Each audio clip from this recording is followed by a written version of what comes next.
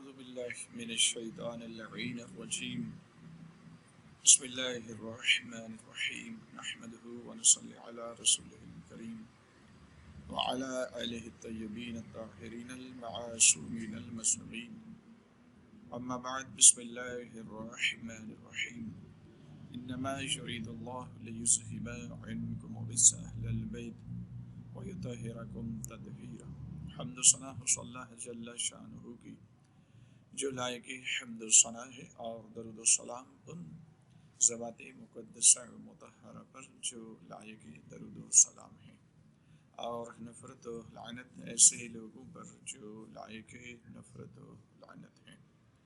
امین کرام، پہلی گفتگو میں جو کہ امام حسن مجتبیٰ علیہ السلام پر کچھ لوگ الزام اور تہمتیں لگاتے ہیں کہ امام کی ازواج کی تعداد اتنی تھی، کچھ نے کہا اتنی۔ کل 4 روایات آپ کی خدمت میں ہم نے بیان کی ہیں، اور ان کی سند اور اس کی حقیقت کیا تھی وہ بھی آپ کی خدمت میں پیش کیا۔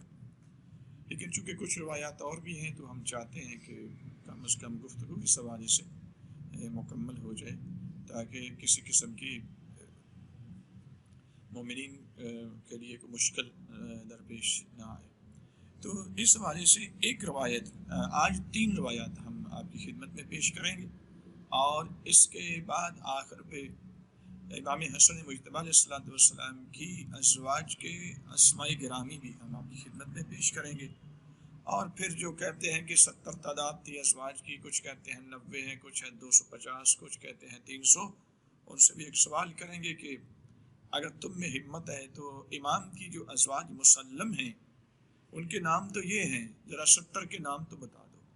تو یہ انشاءاللہ ہم اینڈ پہ بیان کریں گے، لیکن ابھی ایک روایت میں آپ کی خدمت میں پیش کرنے جا رہا ہوں، وہ یہ ہے کہ امام حسن مجتبیٰ علیہ السلام کی جب شہادت ہوئی تو امام کی شہادت پر روایت یہ ہے کہ عورتوں کا ایک غول ننگے پیر اور ننگے سر ایسے چلتا ہوا آیا جو کہ جنازے کے پیچھے پیچھے تھا، اور وہ عورتوں کا غول کہہ رہی تھی کہ ہم امام حسن مجتبیٰ علیہ السلام کی بیویاں ہیں۔ روایت یہاں پہ ختم ہو جاتی ہے۔ اب ذرا اس روایت کو آپ اس کا ذرا لہجہ دیکھیں کہ اس میں کیا جملہ استعمال کیا جا رہا ہے کہ امام کی ازواج ہیں اور ننگے پاؤں اور ننگے سر، یعنی امام کی زوجہ ہو اور پیروں کا پردہ بھی نہ ہو اور سر کا پردہ بھی نہ ہو، اور پھر ایک نہیں دو نہیں، ایک پورا غول، اور امام کی ازواج ہو۔ اب ذرا اسی جملے کو اگر آپ تھوڑی سی دقت کریں تو اسی میں جھوٹ اس کا واضح ہو جاتا ہے۔ گزارش یہ ہے کہ شریعت میں 4 ازواج کی اجازت ہے ایک وقت میں، لیکن یہ جو غول اکٹھا ہو کے امام کے جنازے کے پیچھے پیچھے چل رہا ہے، اس کا مطلب تو یہ ہے کہ 4 عورتوں کا تو غول نہیں بنتا کوئی، اس کا مطلب ہے کہ بڑی کثیر تعداد، اور وہ ہیں بیویاں۔ وہ اپنے آپ کو کنیزیں بھی نہیں کہہ رہی، کیونکہ 4 شادیاں ایک وقت میں مرد کر سکتا ہے، یہ شریعت کا قانون ہے، لیکن کنیزیں اگر اس کے علاوہ ہوں تو وہ بھی ہو سکتی ہیں۔ اب لیکن وہ عورتیں اپنے آپ کو کنیزیں تو کہہ نہیں رہی، وہ تو اپنے آپ کو امام حسن مجتبیٰ علیہ السلام کی ازواج کہہ رہی ہیں، اور پھر حالت یہ ہے کہ سر کا پردہ بھی نہیں ہے اور پیروں سے بھی ننگے پاؤں ہیں۔ ذرا غور کریں آپ، یہ وہ گھرانہ ہے کہ جو لوگوں کو شریعت کا درس دیتا ہے، جہاں سے حجاب کرنے کے سلیقے بتائے جائیں، جن کی تسبیح کو دیکھ کر ملائکہ کو تسبیح کرنے کے ڈھنگ آئیں، ان کے گھرانے کی حالت یہ ہو، یہ اس قدر صریح جھوٹ ہے۔ اس جملے کے اندر، اس روایت کے اندر ہی ایک بہت بڑا، یعنی اور پھر آپ ذرا غور کریں کہ نمبر 1 یعنی اس کے بعد جنازے کے پیچھے پیچھے چل رہے، تو اس جنازے پر کچھ تیر بھی برسائے گئے۔ تو جب تیر برسے ہیں، اور یہ تو مذہب اہل بیت کے اندر یہ روایات موجود ہیں کہ کچھ تیر امام حسن مجتبیٰ علیہ السلام کے بدن میں اس قدر پیوست ہو چکے تھے کہ وہ نکالے ہی نہیں جا سکے، اور وہ امام کے بدن کے ساتھ دفن کیے گئے۔ تو جب تیر برسائے گئے امام حسن مجتبیٰ علیہ السلام کے جنازے پر مروان لوگوں کی طرف سے، اس کے لشکر کی طرف سے، تو یہ عورتیں کہاں گئی؟ عام طور پہ حقیقت تو یہ ہے کہ جب کسی کے ہاں کسی کا انتقال ہوتا ہے تو اس گھر کی ازواج گریہ کرتی ہیں، ان کی حالت غیر ہوتی ہے، لیکن یہاں گریہ نہیں ہو رہا، بلکہ آگے کہہ رہے ہیں ہم امام کی زوجہ ہیں، ہم امام کی ازواج ہیں۔ یہ بتانے کا مقصد کیا؟ تو ایک تو روایت کے اندر ہی سے آپ کو جھوٹ نظر آتا ہے کہ کیا امام حسن مجتبیٰ علیہ السلام کہ ایک عورتوں کے غول، اور وہ پورا غول کہہ رہے کہ ہم امام کی ازواج ہیں۔ کیا امام حسن مجتبیٰ علیہ السلام نے حکم قرآن کی مخالفت کی؟ نعوذ باللہ۔ جو شخص یہ کہتا ہے اس سے بڑی اہانت کوئی نہیں امام حسن مجتبیٰ علیہ السلام کی شان میں، اور کوئی گستاخی کوئی نہیں جو امام کے لیے کہے۔ اور پھر ملت تشیع کا عقیدہ یہ ہے کہ امام منصوص من اللہ ہے اور صاحب عصمت ہے، تو جو قرآن کے حکم کی مخالفت کر رہے، عصمت کہاں گئی؟ کہ ایک وقت میں 4 نہیں بلکہ ایک غول پورا عورتوں کا اکٹھا کیا ہوا، ان سے عقد کر رکھے، تو یہ تو روایت قرآن سے بھی ٹکرا رہی ہے اور عقل و نقل دونوں کے ساتھ متعارض، اس لیے اس کی حجیت مانی نہیں جا سکتی۔ اور پھر جب امام حسن مجتبیٰ علیہ السلام کے جنازے پر تیر برسائے گئے تو اس وقت یہ عورتیں کہاں تھی؟ کیونکہ امام حسن مجتبیٰ علیہ السلام کے جنازے پر جو تیر تھے نکالے کس نے ہیں؟ وہ امام کی بہنوں نے نکالے۔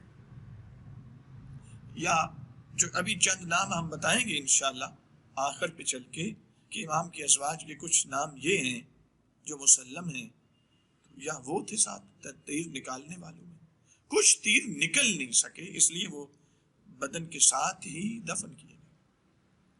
تو ایک تو یہ کہ یہ قرآن سے بھی مخالفت رکھتی ہے، مذہب اہل بیت کے مسلمات سے بھی یہ روایت مخالف ہے، اس لیے یہ روایت چاہے کسی شیعہ کتاب میں ہو چاہے کسی اہل سنت کی کتاب میں ہو، یہ قابل قبول نہیں ہے، چونکہ ہمارا مسلم نظریہ ہے کہ ہماری کوئی حدیث بھی پہنچے اس کو قرآن پر پیش کر فَعَارِضُوهُ عَلَى الْقُرْآنِ فَمَا وَافَقَ الْقُرْآنِ فَخُذُوهُ وَمَا خَالَفَهُ فَادْعُوهُ، اور جو ہماری روایت کوئی بھی تم تک پہنچے اسے قرآن پر پیش کرو، اگر وہ قرآن کے موافق ہو تو اسے لے لو، قبول کرو، سمجھ لینا کہ ہم نہیں کہا ہے، ہمارا ہی عمل ہے اور ہماری ہی بات ہے۔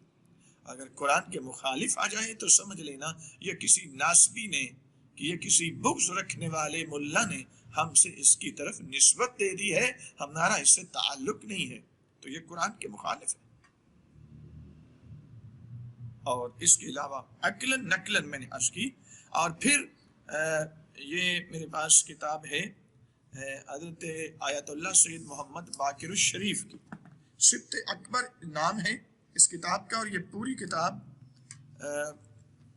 جو امام کے متعلق انہوں نے لکھی ہے، یہ ذرا اردو میں بھی اس کا ترجمہ ہو چکا ہے، حضرت آیت اللہ سید محمد باقر الشریف انہوں نے یہ کتاب لکھی، اس کے اندر بھی اس روایت کو انہوں نے جعلی اور من گھڑت قرار دیا۔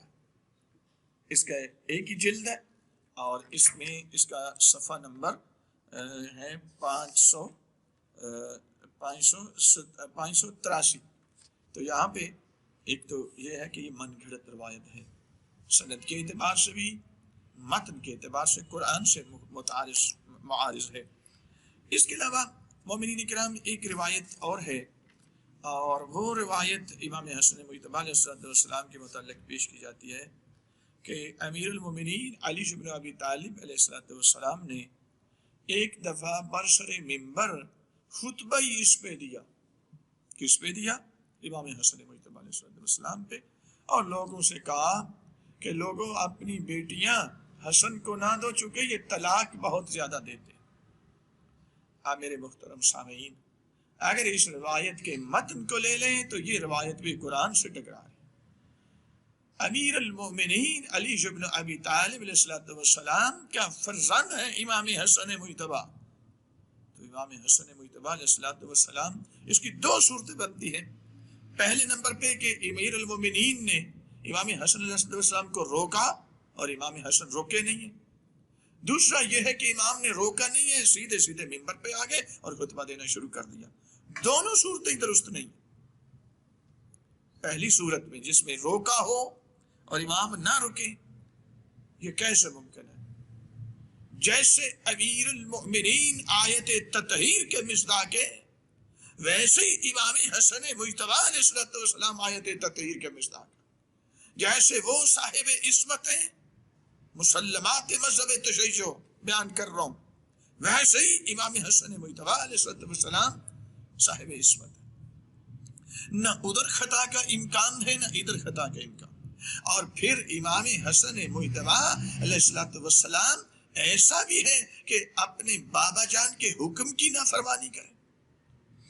یعنی اگر امیر المومنین نے روکا ہو اور امام حسن رکے نہیں تو حکم امام کی مخالفت ہے، اور یہ تو قرآن سے بھی مخالفت رکھتی ہے۔ اللہ نے جیسے علی مولا سے رجس کو دور کیا، ویسے امام حسن مجتبی علیہ السلام سے بھی رجس کو دور کیا۔ یہ کیسے ممکن ہے؟ ایک چیز۔ اور دوسرے نمبر پہ اگر روکا نہیں ہے امام حسن مجتبی علیہ السلام کو مولا متقیان امیر المومنین نے، اور سیدھے ممبر پہ آ گئے، تو سیدھے ممبر پہ آ کے لوگوں سے کہہ رہے ہیں کہ اس کو بیٹے حسن کو بیٹیوں کا رشتہ نہ دو، چونکہ یہ طلاق بہت زیادہ دیتا ہے۔ تو محترم سامعین، اس صورت میں اس کی دو صورتیں بنتی ہیں۔ ایک تو یہ ہے کہ امیر المؤمنین ایک چیز کو ناجائز سمجھتے ہیں اور بیٹے کو روک نہیں رہے، لوگوں کو روک رہے ہیں، اور پھر وہ لوگ امیر المومنین کی بھی مخالفت کرتے رہے اور اپنی بیٹیوں کا رشتہ مسلسل امام حسن مجتبی علیہ السلام کو دیتے۔ یعنی اس کا مطلب تو یہ ہوا کہ وہ جو اصحاب تھے وہ امیر المومنین کی مخالفت میں تھے اور امام حسن کے ساتھ زیادہ والہانہ محبت رکھتے تھے۔ نعوذ باللہ، کیسے ممکن ہے؟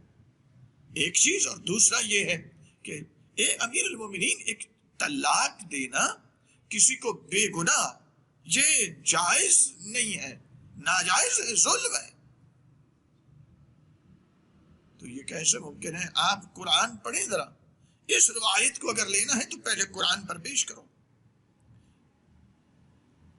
اللہ رب العزت نے سورہ فاطر کے اندر ائمہ اہل بیت اطہار کی عصمت بھی بیان فرمائی اور ان سے ہر طرح کے ظلم کو دور رکھنے کا اعلان بھی کیا، جس میں اللہ رب العزت قرآن کے لیے یہ فرما رہے ثم اورثنا الکتاب الذین اصطفینا من عبادنا، پھر ہم نے اپنے بندوں میں سے کچھ لوگوں کو اس طرح مصطفیٰ کیا، مصطفیٰ بنایا کہ انہیں کتاب کا وارث بنا دیا۔ جیسے روایات، اب یہاں پر بڑی ایک تسلسل، ایک بہت بڑا ذخیرہ ہے روایات کا، معصومین کی روایات کا، کہ 14 معصومین قرآن کے وارث ہیں اور یہی وہ مصطفیٰ ہیں جن کو اللہ نے اپنی مخلوق میں سے اصطفیٰ کیا ہوا۔ اور پھر خدا فرماتا ہے یہ جو باقی لوگ ہیں ان میں سے کچھ وہ ہیں جو اپنے نفس پر ظلم کرنے والے ہیں، کچھ وہ ہیں جو سابقون بالخیرات ہیں، کچھ وہ ہیں کہ جو حالت اعتدال میں رہنے والے ہیں۔ تو یہاں ذرا غور کریں، اور اللہ قرآن میں کہہ رہا ہے کہ جو بھی ظالم ہوگا منصب امامت اس تک نہیں، لا ینال عہد الظالمین۔ لیکن پھر امام حسن کو امام بھی کہہ رہا ہے۔ امام رسول اللہ نبی اکرم علیہ السلام کی زبان اطہر سے امام حسن کے لیے، امام حسین کے لیے لفظ امام صادر ہوا ہے۔ قرآن کہتا ہے لا ینال عہد الظالمین، کہ جو بھی ظالم ہے اس تک منصب امامت نہیں آئے گا۔ لیکن اگر امام حسن مجتبی علیہ السلام کے لیے میرے آقا بیان کر کے گئے، حضور نبی اکرم علیہ السلام بیان کر کے گئے، ان الحسن والحسین امامان قام او قعدا، امام حسن مجتبی اور حسین علیہ السلام امام ہیں، چاہے صلح کر کے بیٹھ جائیں، چاہے قیام کرنے کے لیے میدان جنگ میں چلے آئیں، حالت قیام میں آ جائیں، یہ امام ہے۔ وہ ماں کی آغوش میں ہوں تو امام ہے۔ ادھر قرآن کہتا ہے کہ ظالم جو ہوگا وہ امام نہیں بن سکے، اس پر امامت نہیں آئے گی۔ ادھر رسول اللہ فرما رہے ہیں کہ یہ میرے بیٹے امام ہیں، یہ جس حالت میں بھی ہوں، ماں کی آغوش میں ہوں، جس کیفیت میں ہوں، میدان جنگ میں ہوں، صلح کر کے کر لیں تو یہ امام ہے۔ تو یہ تو آیات قرآن ہی سے ٹکرا رہی ہے بھائی۔ اب چونکہ بعض نواسب اس وقت بہت سارے لوگوں کے چہروں سے حجابات ہٹنا شروع ہو چکے اور ان کا خوب سے باطنی اس وقت ظاہر ہونا شروع ہو چکا ہے، تو اس طرح کی من گھڑت روایات کو لے کر آئمہ کی تنقید کرنے کے لیے کہ کسی طریقے سے کوئی بہانہ مل جائے کہ تاکہ لوگوں کو اہل بیت اطہار کے اندر کے اور ان کے علوم اور مذہب کے اندر جو جذابیت ہے اس کو کم کرنے کا موقع ملے، اس طرح کے جملے وہ بیان کرتے ہیں۔ قرآن کے مخالف ہے، ہمارے مسلم عقیدہ ہے کہ ہماری کوئی حدیث لو، معصوم فرماتے ہیں اسے قرآن پر پیش کرو، اگر قرآن کے موافق ہے تو لو، قرآن کے مخالف ہے تو راوی کے منہ پہ مارو۔ تو ایسی روایت جس کا راوی کوئی نہیں، آپ وہ ہم پہ پیش کرتے ہیں۔ اور پھر اس کے بعد سنیں، عقیدہ قائم کرنے کے لیے ایک معیار ہے، وہ معیار کیا ہے کہ کیا تو قرآن کی آیت محکم ہو، نمبر ایک، آپ عقیدہ اس پہ قائم کر سکتے ہیں، یا قرآن یا پھر حدیث متواتر ہو، آپ عقیدہ قائم کر سکتے ہیں، یا حدیث مستفیضہ ہو، آپ اس پہ عقیدہ قائم کر سکتے ہیں، یا حدیث صحیح مکفوف بالقرائن ہو، عقیدہ قائم کر سکتے ہیں۔ مکفوف بالقرائن ایک الگ بات ہے، میں ابھی یہاں پہ نہیں چھیڑوں گا۔ انشاءاللہ عقائد تشیع ایک عنوان ہم شروع کرنے جا رہے ہیں بہت جلدی، اور مومنین تک پہنچانے جا رہے ہیں۔ جب اس تک پہنچے گے تو وہ انشاءاللہ وہاں پہ معیار پیش کریں گے، لیکن ابھی صرف اتنا، مکفوف بالقرائن ہو، حدیث صحیح ہو، مکفوف بالقرائن ہو، اس پر عقیدہ قائم، صرف حدیث صحیح ہو لیکن مکفوف بالقرائن نہ ہو، آپ اس پر بھی عقیدہ قائم نہیں کر سکتے۔ تو جس کا تعلق عقیدے سے ہے تو ایک ایسی روایت جس کی سند ہی کوئی نہیں، پھر وہ قرآن سے بھی اس کا متن ٹکرا رہا ہے، رسول اللہ کی متواتر حدیث سے اس کا متن ٹکرا رہا ہے، رسول اللہ اپنے بیٹے کو امام کہہ رہے ہیں، قرآن کہتا ہے کہ ظالم تک منصب امامت نہیں آتا، اور یہاں پہ طلاق کا ایک ایسا فعل کہ جو کسی کے ناجائز بے گناہ کسی کو طلاق دی جائے جس سے عرش کانپ جاتا ہے۔ امام زمین پر جو اللہ نے بھیجے ہیں، یہ تو حبل اللہ ہیں، یہ تو رحمت للعالمین کی نعمت ہے، یہ اس کی رحمت کا مصداق ہے، یہ عرش الہی کو کانپنے کے لیے ایسا کوئی عمل نہیں کرنا سر انجام دے گی۔ تو یہاں یہ آیت قطعاً درست نہیں ہے۔ اس کے بعد مومنین کرام ایک روایت اور ہے، وہ ہے منصور دوانکی۔ منصور دوانکی ایک عباسی حکمران ہے، اور عباسی حکمران میں سے سارے کے سارے ہی اہل بیت اطہار کے دشمن ہیں، قاتل بھی ہیں، ان سے بغض بھی رکھتے ہیں، اور ان میں سے منصور دوانکی بغض اہل بیت میں سب سے زیادہ معروف ہے۔ یعنی اگر آپ کیٹیگرائز کریں تو سب سے پہلے نمبر پر کسی کا بغض دیکھنا ہو عباسیوں میں تو منصور دوانکی ہے۔ یہ ملعون شخص ایک خطبہ دیتا ہے اور بڑے گستاخانہ لہجے میں امیر المومنین کی بھی اہانت کرتا ہے، امام حسن مجتبی علیہ السلام کی بھی اہانت کرتا ہے۔ کیا کہہ رہا ہے میں خلاصتاً آپ کی خدمت میں پیش کرنے لگا ہوں، اور یہ اہل سنت کی کتاب ہے جناب مروج الذہب جلد نمبر 3 صفحہ نمبر 226 کے اندر اس کا یہ خطبہ، اس ملعون کا یہ خطبہ موجود ہے۔ اس میں وہ کیا کہہ رہا ہے؟ اس میں کہہ رہا ہے کہ علی بن ابی طالب پہلے حکمرانوں کے بعد خلیفہ ہوئے، لیکن نعوذ باللہ ان کی خلافت ناکام رہی۔ یہ نعوذ باللہ میں کہہ رہا ہوں، وہ ملعون نہیں کہہ رہا، یہ میری طرف سے ہے، بریکٹ کے اندر آپ اس کو سمجھیں۔ لیکن امیر المومنین کی خلافت ناکام رہی، اور پھر جنگ صفین میں حکمین کے تقرر کو قبول کر لیا اور اس وجہ سے امت میں افتراق اور اختلاف کا دروازہ کھول دیا۔ آپ ذرا اس الفاظ پہ دقت کریں۔ پھر جب حکمین کو قبول کیا اور امت کے اندر اختلاف پیدا ہوا، پھر امیر المومنین پر شیعہ ٹوٹ پڑے، حملہ کر دیا اور علی کو قتل کر دیا۔ ذرا غور کریں سامعین گرامی۔ پھر اس کے بعد ملعون اپنی گفتگو جاری رکھتا ہے اس روایت کے مطابق کہ ان کے بعد حسن بن علی آئے، لیکن انہوں نے نعوذ باللہ مال و زر کی خاطر خلافت بیچ ڈالی معاویہ کے ہاتھ میں، اور اس کے بعد عورتوں کی طرف متوجہ ہو گئے، اور حالت یہ تھی کہ معاویہ نے کہا کہ اے حسن بن علی، ہم آپ کو اپنا ولی عہد مقرر کریں گے، آپ یہ دولت مال و زر بھی لیں اور خلافت ہمارے سپرد کر دیں۔ تو امام حسن مجتبی علیہ السلام نے، یہ علیہ السلام میں کہہ رہا ہوں، وہ کتا نہیں کہہ رہا، منصور دیوان کی نہیں کہہ رہا، کہ انہوں نے مال و زر کی خاطر خلافت بیچ ڈالی اور عورتوں کی طرف اس کے بعد متوجہ ہوئے۔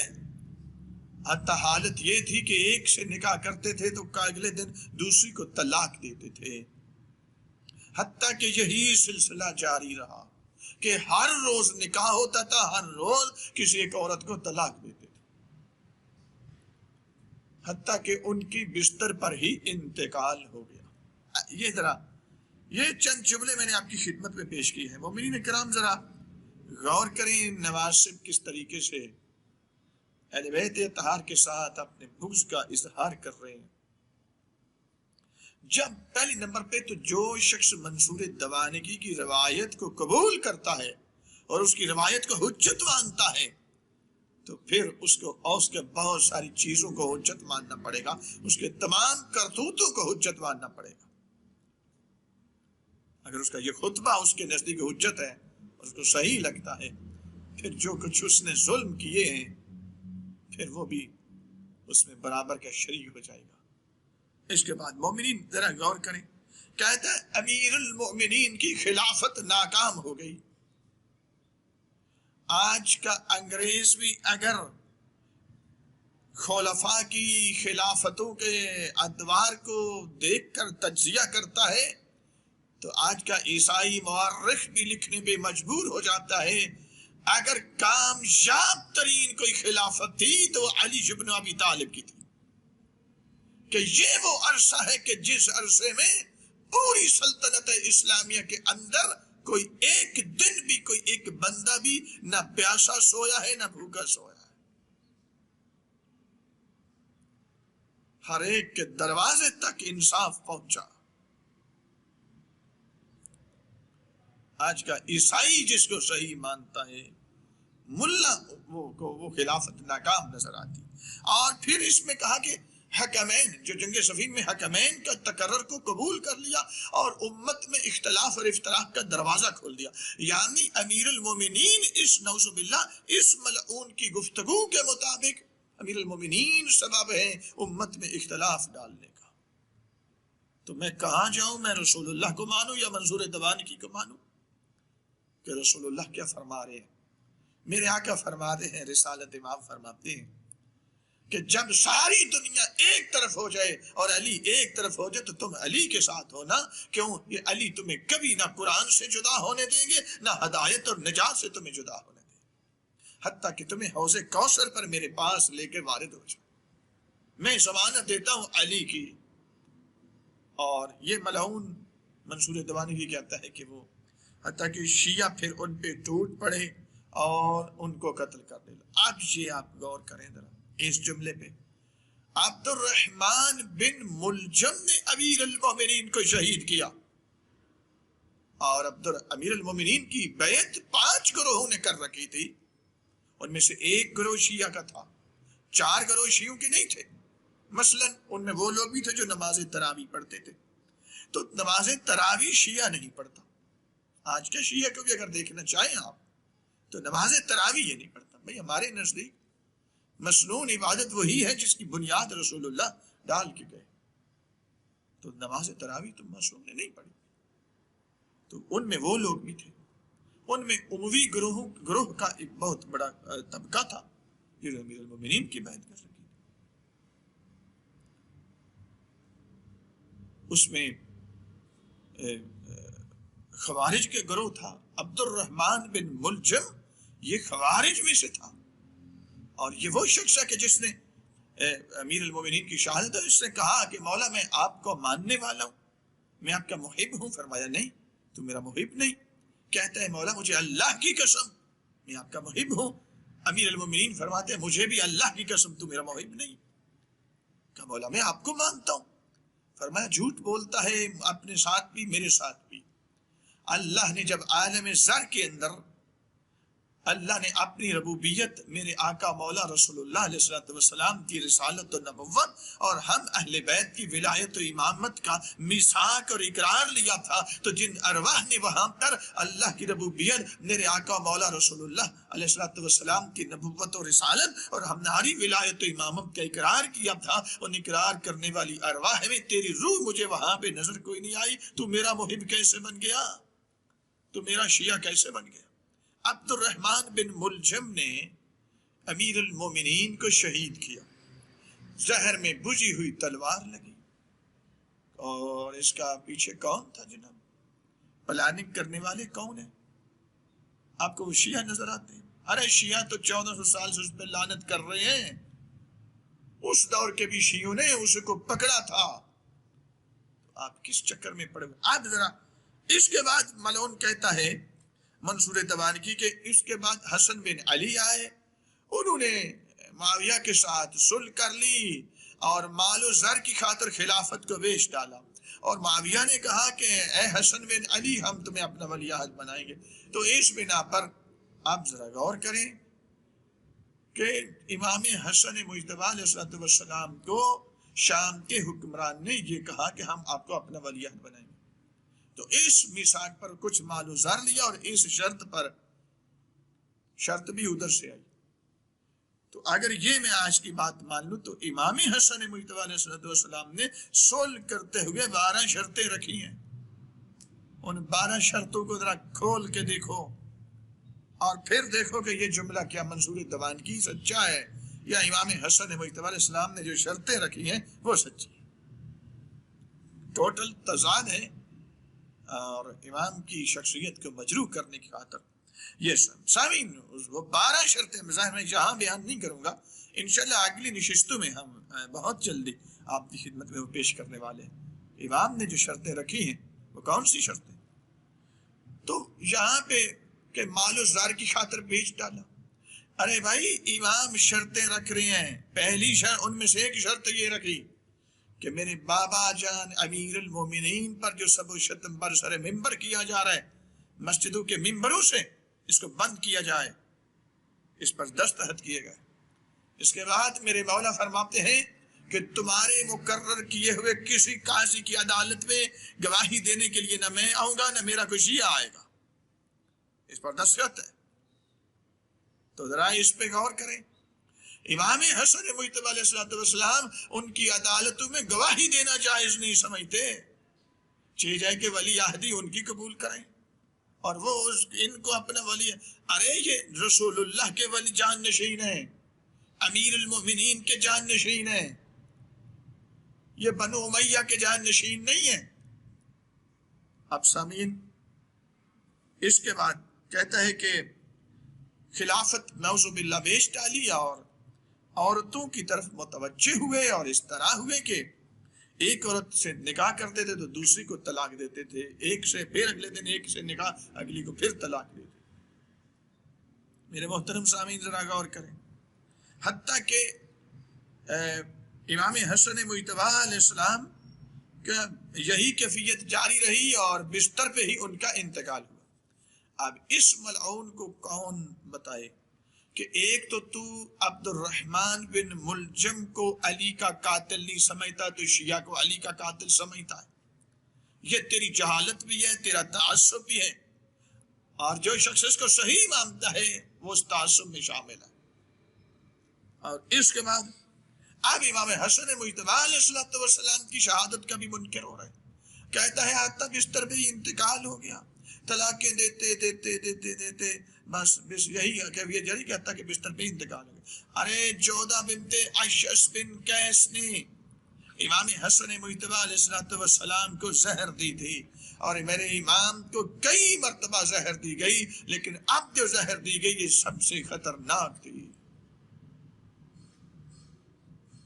تو وہ کہتا ہے بستر پہ انتقال۔ اب یعنی میں آپ کو ایک ایک جملہ منصور دوانکی کے اس خطبے کا آپ کی خدمت میں خلاصتاً آپ کی خدمت میں پیش کر رہا ہوں۔ مومنین کرام، امام حسن مجتبی علیہ السلام کی شہادت کا منکر ہے۔ نمبر 2 کہتا ہے طبعی موت ہے۔ امیر المومنین کو شیعہ نے قتل کیا، ابن ملجم نے نہیں کیا۔ اب یہ دیکھیں آپ کے ایک ازہر من الشمس، یہ بالکل ایسے ہے کہ سورج طلوع ہو چکا کہتا نہیں رات ہے۔ جو دن کو رات کہے اس کو یہ بات سچی لگ سکتی ہے، ورنہ جو عقل و شعور تھوڑا سا بھی رکھتا ہے وہ اس پہ عمل، وہ نہ اس پہ یقین کر سکتا ہے نہ اس کو صحیح مان سکتا۔ اور یہ روایت اور اس کا یہ جملہ، لہذا یہ اس کے اندر تضاد ہی تضاد ہے اس خطبے کے اندر۔ پس منصور دوانکی کی روایت بھی کسی صورت اس کا ایک جملہ بھی درست نہیں ہے، اور منصور دوانکی جیسا پھر بغض رکھنے والا ملعون اس کی بات پہ عمل کرے تو پھر جو عمل کرے گا وہ بھی اسی جیسا ہوگا، اس کا شمار بھی اسی حساب میں ہوگا۔ اب سامعین گرامی، ہم بڑی جلدی کے ساتھ میں امام حسن مجتبی علیہ السلام کی ازواج کے نام بتانے لگا ہوں جو کتب کے اندر موجود ہے، اور ایک سوال اینڈ پہ میں پھر اس ناسبی ملا سے بھی کروں گا۔ امام حسن مجتبی علیہ السلام کی 5 ازواج ہیں اور تقریباً 7 یا 8 کنیزیں۔ مومنین کرام، یہ ذرا نام سنیں۔ خولہ فرازیہ یہ امام حسن مجتبی علیہ السلام کی زوجہ ہیں، اور آخری دم تک امام کی زوجیت میں رہی ہے، اتنی وفادار کہ بعد میں بھی امام کی ہی بیوہ بن کے رہی ہیں، انہوں نے کسی اور طرف نہیں کی۔ تو کہتا ہے کہ ایک دن طلاق دیتے تھے، ایک دن نکاح کرتے تھے، اگلے دن طلاق، تو ان کو طلاق کیوں نہیں ہوئی؟ اگر تیری باتیں مان لی جائیں اور وہ روایات تیرے مطابق صحیح ہیں تو پھر یہ بھی تو ازواج ہے، مرتے دم تک یہ امام کی زوجیت میں رہی، اور امام ان پہ بڑا ناز کرتے تھے۔ خولہ فرازیہ، اس کے بعد جناب عائشہ اخسمیہ، یہ بھی ایک خاتون، اس عورت کو امام نے طلاق دی، عائشہ اخسمیہ۔ یہ وہ زوجہ ہے امام کی کہ جب امیر المومنین علی بن ابی طالب علیہ السلام کے سر میں زہر میں بجھی ہوئی تلوار ابن ملجم نے ماری اور امام کی شہادت ہو گئی، تو اس عورت نے انتہائی نیا لباس پہنا، زیب تن کیا، اور امام حسن مجتبی کے بعد بڑی خوشی کے ساتھ مزحال، بڑی مسرور ہو کر امام کی بارگاہ میں حاضر ہوئی اور آ کر امام کو مبارک دیتی۔ امام حسن مجتبی نے جب اس کی مبارک کا لفظ سنا، امام کے تیور بدل گئے، فرمایا اچھا تجھے میرے بابا جان کا یہ جنازہ پڑا ہوا ہے، تو میرے بابا جان کی شہادت پہ مسرور ہے۔ یہاں اس عورت کو امام نے طلاق دی ہے، اس ایک کی طلاق تو ہے، اگر آپ کو وہ 70 ازواج، 90، 250، 300، تو پھر ان ازواج کے نام بتانا پڑیں گے آپ کو کہ کس کس زوجہ کا کہاں کس کس قبیلے سے ان کا تعلق تھا، وہ بتانا پڑے گا۔ ہمت ہے تو پھر آ جاؤ، سامنے آؤ، ذرا بات کرو، پھر دیکھتے ہیں آپ کو۔ لیکن مجھے امید نہیں، مجھے یقین ہے کہ اتنا وزن آپ کی ٹانگیں اٹھانے کے قابل نہیں ہے، آپ نہیں آئیں گے۔ عائشہ اخسمیہ کو طلاق دی، اور اس بنا پہ دی چونکہ یہ جرم امام امیر المومنین کی شہادت پر جو خوشی کا اظہار کرے، مسرت کا اظہار کرے، نیا لباس پہنے، امام نے یہاں پر اس کو طلاق دی۔ اس کے بعد جناب جودہ بنت اشس بن قیس، یہ بھی امام کی زوجہ ہے۔ مومنین ذرا غور کریں، یہ وہ عورت ہے کہ جس عورت نے امام حسن مجتبی علیہ السلام کو زہر دی تھی، آخری مرتبہ جس زہر سے امام کی شہادت ہوئی۔ امام نے تو اس کو طلاق نہیں دی، تو کہتا ہے کہ امام ایک دن نکاح کر دیتے دوسرے دن طلاق دے دیتے تھے، اس کو طلاق نہیں دی۔ ہاں، اس کو بد دعا ضرور کی اس کے لیے، فرمایا کہ جس مقصد کی خاطر تو نے مجھے شہید کرا کے زہر دیا ہے، حسن دعا کرتا ہے تیری تو اپنے مقصد میں کبھی کامیاب نہیں ہوگی، اور انشاءاللہ تیری ہلاکت جو ہوگی ایک نشان عبرت بن جائے گی۔ کہا کہ جو تجھے وعدہ دیا گیا کہ شام کے حکمران اپنے بیٹے یزید کے ساتھ تیرا عقد کریں گے، میں حسن کہہ رہا ہوں تو اپنی اس منشا میں اپنے مقصد میں کبھی کامیاب نہیں ہوگی، اور پھر نہیں ہوئی۔ اور پھر اس کے بعد اس کو ایک بیماری لگی اور اسی میں یہ ذہنی توازن کھو بیٹھی اور جہنم واصل ہو گئی، رسول اللہ کے بیٹے کی قاتلہ بن کر۔ امام نے اس کو بھی طلاق نہیں دی، عائشہ اکسمیہ کو دی، اس کو نہیں دی، لیکن بد دعا ضرور دی، اس کو معاف نہیں کیا، قتل معاف نہیں کیا۔ ایک زوجہ ہیں سرکار امام حسن مجتبی علیہ السلام کی، جناب ام فروا سلام اللہ علیہ، یہ سرکار قاسم علیہ السلام کی والدہ ہے، یہ کربلا میں ساتھ ہے، اور اپنے بیٹے کو حکم امام حسن علیہ السلام کے مطابق، وصیت کے مطابق اپنے بیٹے کو امام حسین پہ قربان کر رہی ہے، آخر دم تک اسی خاندان کے ساتھ مربوط رہی، یہاں طلاق کیوں نہیں ہوئی۔ ایک زوجہ ہے ام کلثوم بنت فضل بن عباس، آخری دم تک یہ ساتھ رہی ہیں۔ اس کے ساتھ سامعین 7 یا 8 کنیزیں ہیں، وہ کنیزیں ظاہر الگ ہیں، اس کا ایک حصہ ہے، اور کنیزی در حقیقت یہ چونکہ قرآن میں نے کل اس سے پہلے والی ویڈیو میں بتایا، سرکار داؤد علیہ السلام کی اس وقت چونکہ 4 کی تعداد نہیں تھی زوجیت میں، 100 آزاد عورتوں سے نکاح کر رکھا تھا، 300 کنیزیں تھیں۔ سرکار سلیمان علیہ السلام کے 70 تھی اور 300 کنیزیں تھیں، کنیزوں کی تعداد میں تو کوئی پابندی نہیں، 7 یا 8 کنیزیں تھیں، اسی طرح امام حسن مجتبی علیہ السلام کی۔ تو یہ تو موجود ہے جناب، اگر آپ 70 والی روایت کو مانتے ہیں تو 70 کے نام بتا دیں، جو ازواج تھیں جو نام ملتے ہیں ہم نے وہ بتا دیے۔ کچھ کنیزیں ہیں جو ازواج ہیں ان کی تعداد 5 ہے، ان میں سے ایک کو طلاق دے دی، باقی 4 جو ہیں آخری دم تک اس خاندان عصمت کے ساتھ مربوط رہی۔ ہمارا چیلنج ہے آپ کو، رہتی دنیا تک، کوئی ٹائم لیمٹ نہیں ہے، آپ 90 والی روایت کو مانتے ہیں، ان کے نام بتائیں، ان کا خاندان بتائیں، ان سے کوئی اولادیں ہوئی یا نہ ہوئی۔ آپ 250 والی روایت کو صحیح مانتے ہیں، 300 والی تو نام بتانا پڑیں گے بھائی، ورنہ جھوٹ تو رسول اللہ پہ باندھے گئے، جھوٹ تو خدا پہ باندھے گئے۔ 2 ادوار ایسے ہیں کہ جن میں اہل بیت اطہار پر سب سے زیادہ، حتیٰ رسول اللہ پر، حتیٰ خدا پر سب سے زیادہ جھوٹ باندھے گئے۔ ایک دور بنو امیہ ہے، بنی امیہ کا دور ہے، اور ایک آج کا زمانہ ہے جس میں سب سے زیادہ جو جھوٹ اس وقت باندھے گئے آج ملا اسی کو آشکار کر رہا ہے، اس کو باندھتا ہے۔ تو 2 ادوار ایسے جب ہر زمانے میں جھوٹ باندھنے والے موجود رہے ہیں، لیکن ان 2 ادوار کے اندر سب سے زیادہ پروردگار ایسے کذابین سے ہمیں محفوظ فرمائے، ہمارے امام کو محفوظ فرمائے۔ وآخر دعوانا الحمدللہ رب العالمین۔